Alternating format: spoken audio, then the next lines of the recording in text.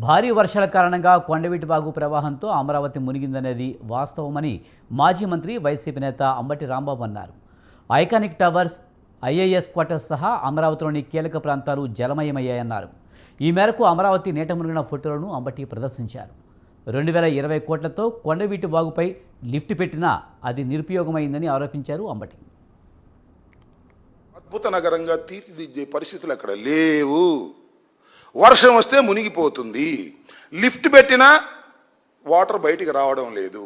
అలాంటి దీన స్థితిలో, అలాంటి పల్లపు స్థితిలో ఉన్నటువంటి ప్రాంతాన్ని మీ తెలివి తక్కువ వల్ల, మీ అవగాహన రాహిత్యం వల్ల, మీ గర్వం వల్ల అక్కడ సెలెక్ట్ చేసుకున్నారు. దీనికి రాష్ట్ర ప్రజలందరూ కూడా మూల్యం చెల్లించవలసిన పరిస్థితి ఏర్పడింది. ఇప్పుడు 52,000 కోట్ల రూపాయలు అప్పు చేశారు. ఇంకా మొత్తం 1,00,000 కోట్ల రూపాయలు అప్పు చేసి అమరావతి మునిగిపోయే ప్రాంతంలో కుమ్మరించాలని మీరు అనుకుంటున్నారు.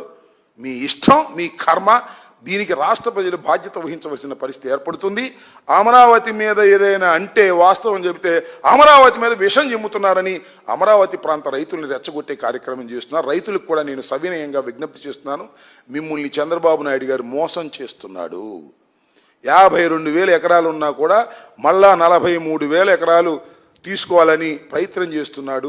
ఇది మీకు తీవ్రమైన నష్టాన్ని కలిగించేటటువంటి విషయం. మీకు ప్లాట్లు కూడా ఇంకా ఐడెంటిఫై చేయనటువంటి ప్లాట్లు చాలా ఉన్నాయి.